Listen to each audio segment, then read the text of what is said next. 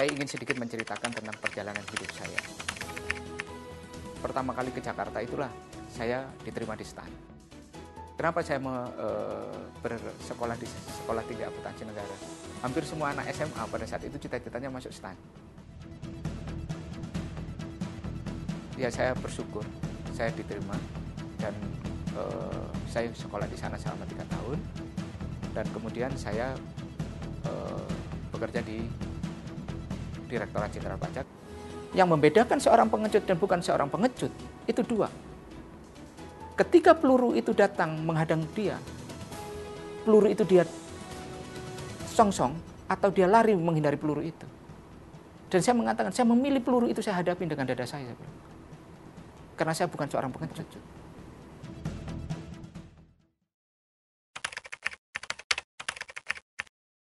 Saya ingin sedikit menceritakan tentang perjalanan hidup saya. Saya dilahirkan di Pasuruan tahun 70 di bulan Juli tanggal 29. Saya sekolah sampai SMA di Pasuruan. Setelah saya SD, SMP, SMA saya di Pasuruan. Saya keluar dari Pasuruan itu setelah saya lulus SMA dan saya kebenaran diterima di Sekolah Tinggi Akuntansi Negara di Jakarta. Pertama kali ke Jakarta itulah saya diterima di STAN dan kemudian saya bekerja di Direktorat Jenderal Pajak, Departemen Keuangan. Waktu itu masih Departemen Keuangan, belum kementerian, dan saya berdinas di Jakarta. Sepanjang karir saya di Departemen Keuangan dan di Direktorat Jenderal, saya bertugas di Jakarta sampai kemudian saya mengundurkan diri tahun 2004. Saya mengundurkan diri. Saya memilih mengundurkan diri dan pengunduran diri saya diterima. Kemudian saya kembali kampung, pulang ke Pasuruan, saya mulai merintis usaha.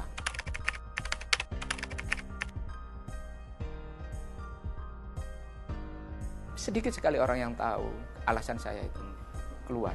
Ada sedikit alasan spiritual saya. Pertama kali saya dilantik di Departemen Keuangan, saya baru lulus STAN, saya sudah punya tekad. Saya waktu itu mengalami masa orientasi untuk masuk ke instansi yang dituju. Biasanya lulusan STAN itu masuk ke Bea Cukai, masuk ke pajak, masuk ke BPKB, kemudian BPK, masuk ke Inspektorat Jenderal. Mereka masing-masing biasanya ada masa orientasi. Pada saat masa orientasi itu saya sudah berpikir, saya sudah menetapkan hati saya tidak akan pensiun di tempat ini. Jadi begini, alasan spiritual itu kan ada dasarnya. Saya waktu itu menjadi ajudan Dirjen Pajak, saya menyaksikan banyak hal. Ada satu yang saya serap dalam diri saya. Saya seperti diberikan sebuah realitas di usia saya yang masih muda saat itu, itu di awal 30-an. Ada suatu keadaan saya harus mencerna kondisi elit politik Indonesia dan birokrasi pada tingkat elit itu seperti apa. Saya memperoleh gambaran banyak hal. Dan saya melihat siapapun yang ada di situ itu tidak pernah bisa menjadi orang yang bisa melawan segala hal kalau kekuasaan itu hanya setengah-setengah. Tim apapun bisa dibikin oleh manusia, tapi the man behind the gun.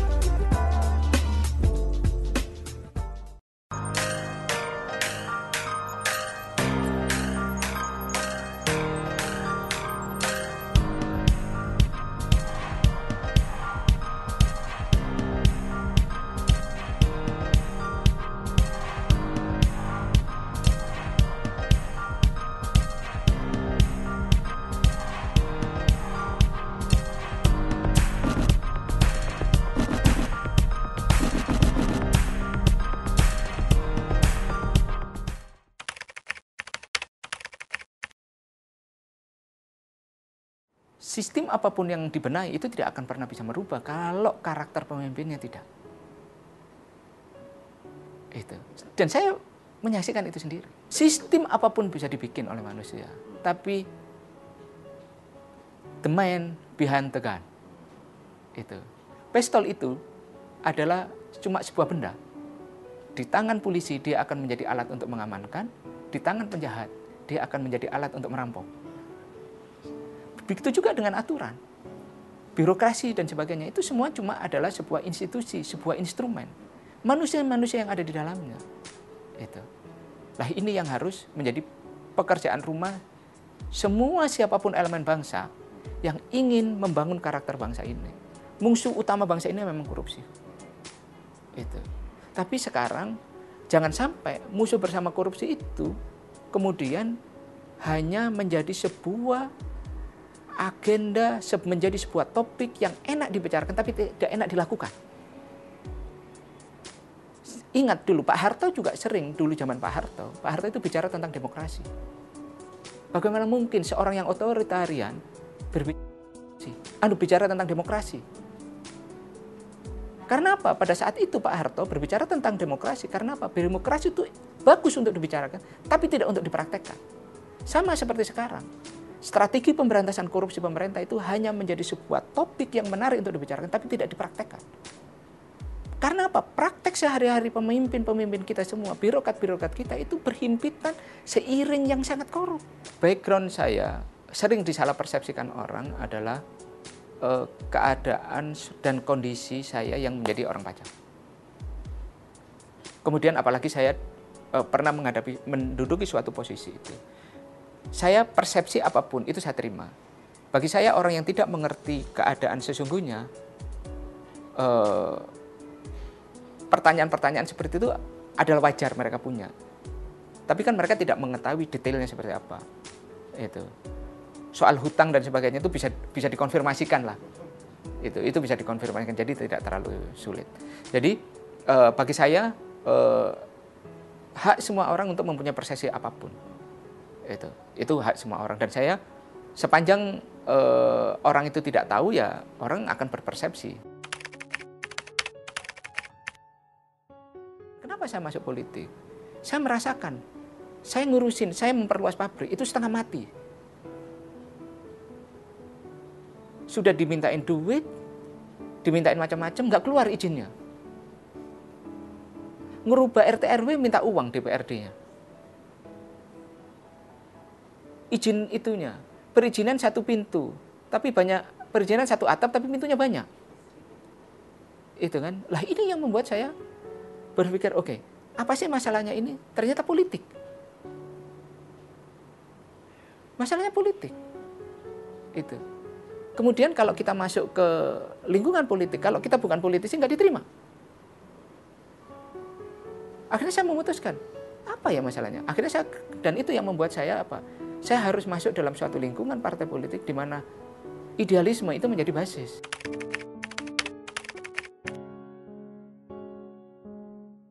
Karena idealisme harus menjadi basis.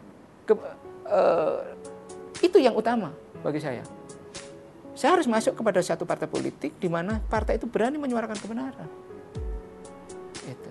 Ya kalau saya masuk yang lain-lain, pada saat itu dalam persepsi saya tidak dalam konteksnya seperti itu.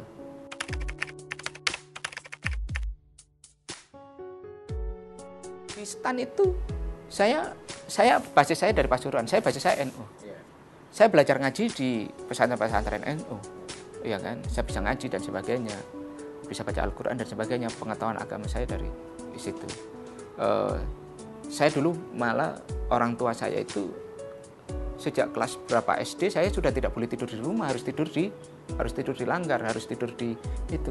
Nah, kultur itu terbangun dalam diri saya. Ketika saya pindah ke STAN, di STAN itu banyak pengajian yang dalam artian pengajian-pengajian mahasiswa, lembaga dakwah kampus yang tarbiyahnya itu banyak di dalam kendali. Pada saat itu PKS masih belum sebagai partai. Itu cikal bakalnya itu. Nah, kemudian saya kan sampai kemudian ada terjadi reformasi dan sebagainya PKS itu. Dan semuanya kan teman-teman saya di STAN itu rata-rata berbasis tarbiyah. Saya jelaskan kepada masyarakat bahwa partai itu adalah sebuah kendaraan. Satu-satunya anggota DPR yang tidak dilantik pada saat pelantikannya, tidak dihadiri oleh Presiden adalah DPR saya.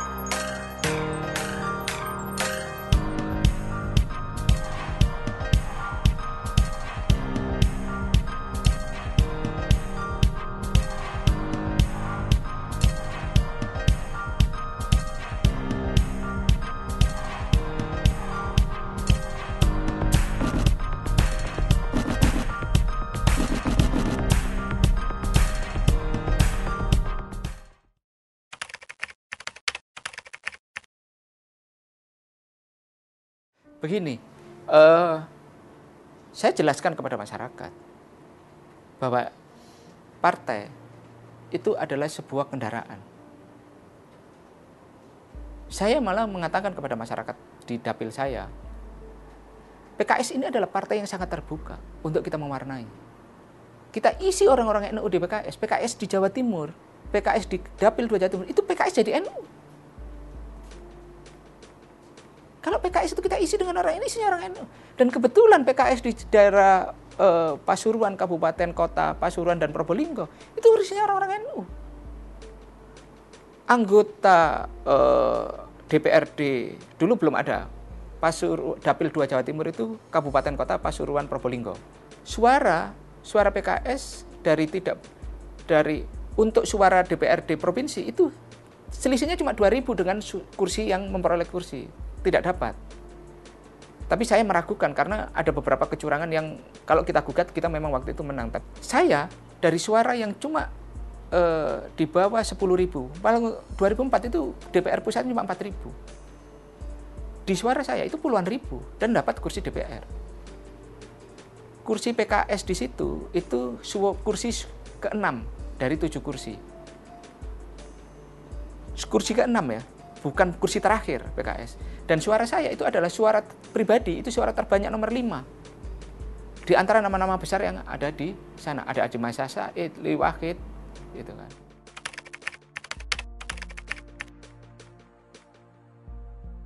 Dilantik anggota DPR tanggal 1 Oktober 2009. 2009 itu saya dilantik. Satu-satunya anggota DPR yang tidak dilantik pada saat pelantikannya, tidak dihadiri oleh Presiden adalah DPR saya.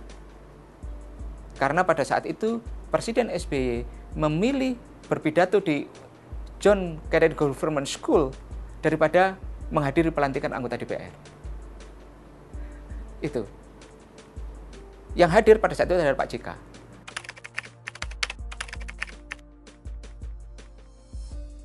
Komisi 6, bidang BUMN, Departemen Perdagangan, Industri, terus Standarisasi Nasional, UMKM, dan Koperasi.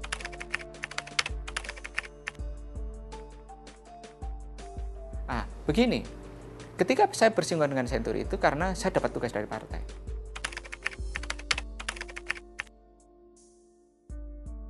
Waktu itu ada sebuah diskusi, siapa yang mengerti mengenai audit?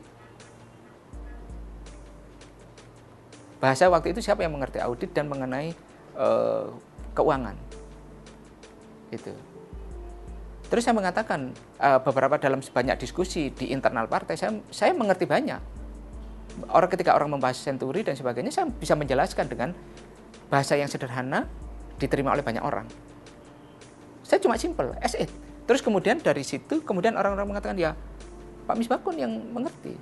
Itu. Makanya kemudian ada kebenaran Andi Rahmat ada di posisi komisi itu, saya dan Andi Rahmat yang banyak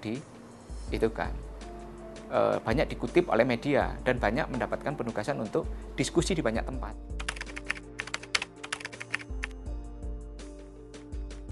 Saya melihat Senturi ini sebagai sebuah proses white collar crime yang prosesnya itu sangat white collar crime yang tidak reguler kalau bagi saya. Kombinasi kekuasaan yang ditopang oleh banyak unsur, kemudian cara mengambilnya itu juga dengan kekuasaan, dan cara menyembunyikannya juga dengan kekuasaan, cara mereka mempertahankan hegemoni itu juga dengan kekuasaan, dan bersembunyi di dalam sebuah konstitusi, aturan, dan perundang-undangan.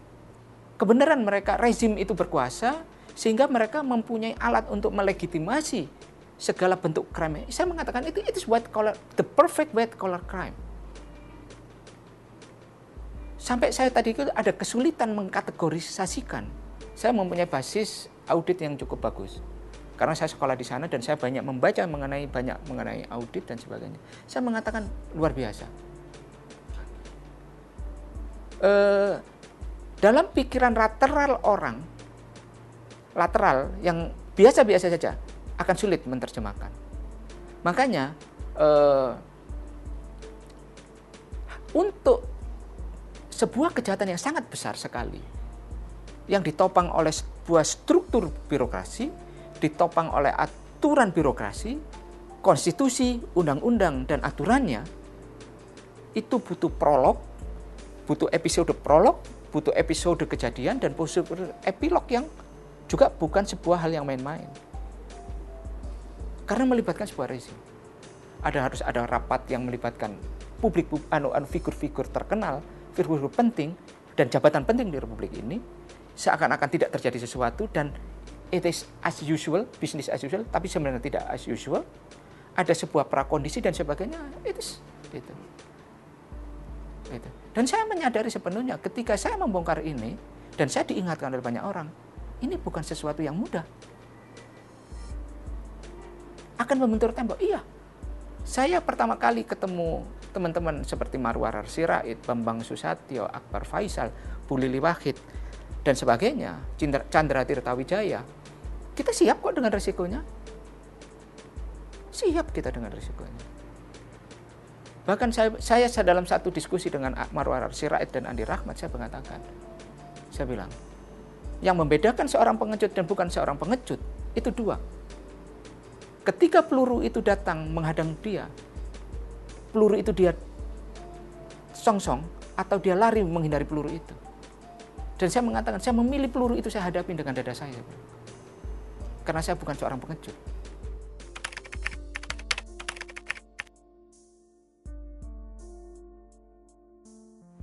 Menilai politisi, besar tidaknya politisi itu, lihat siapa musuhnya.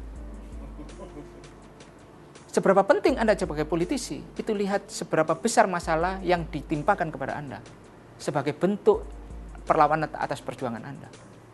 Nilai politisi dari situ. Kalau Anda dijadikan lawan oleh seorang presiden, berarti menjadi seorang politisi yang penting. Kalau Anda dihadang menghadapi masalah besar, sedang membongkar kasus besar, dan Anda dihadang dengan masalah besar, Anda nggak boleh mundur. Dan kita sebagai politisi tidak boleh melankolis.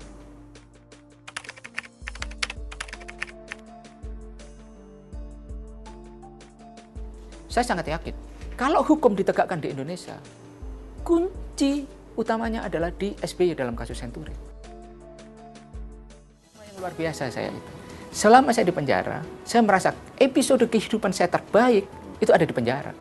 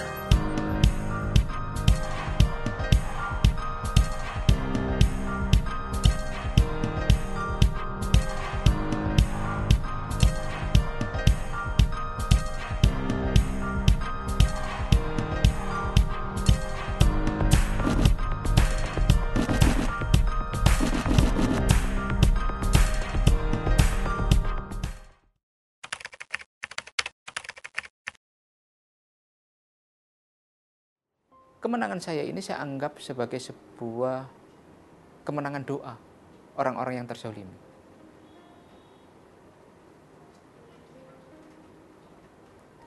Orang selalu menuduh dengan macam-macam tentang banyak hal. Saya mengatakan, satu yang tidak pernah dilihat oleh orang, saya ini kalaupun menggunakan apapun, dicurigai menggunakan apapun, siapa sih yang bisa melawan uangnya pemerintah? Siapa sih yang bisa mengalahkan networknya pemerintah? Siapa sih yang bisa mengalahkan kekuasaan pemerintah yang sedang berkuasa? Bagi saya, itu semuanya adalah kekuasaan manusia. Saya tidak akan pernah tunduk pada kekuasaan manusia yang zalim. Bagi saya, yang utama itu adalah kekuasaan Allah Subhanahu wa taala. Makaru wa makarallahu khairul makirin. Manusia bisa mempunyai rencana, tapi rencana Allah lah yang menentukan. Nggak ada. Akhirnya saya memutuskan apa? Saya akan menggunakan hak saya kepada Allah sebagai orang yang dizalimi. Saya mengadu kepada Allah. Ya Allah, tunjukkanlah kekuasaanmu saat ini di dunia ini untukku. Berilah aku kemenangan. Kalau tidak, ada seorang yang akan dalam suatu keadaan dihina, dinistakan dengan sebegitu luar biasanya oleh kekuasaan. Padahal pemilik kekuasaan alam semesta ini hanya Kau ya Allah. Itu doa yang saya panjatkan di setiap sujud saya di Qiyamul Lail. Alhamdulillah, saya tidak pernah melewatkan setiap malam saya dengan Qiyamul Lail. Sampai saat ini, baik itu di penjara maupun di luar penjara. Hikmah yang luar biasa saya itu. Selama saya di penjara, saya merasa episode kehidupan saya terbaik itu ada di penjara. Episode kehidupan saya terbaik itu ada di penjara. Saya pernah mengalami satu hari terbaik dalam hidup saya ketika saya wukuf di Arafah, ketika saya naik haji. Tapi saya mengalami suatu periode hidup yang luar biasa begitu baik, luar biasa dalam hal ibadah ketika saya di penjara.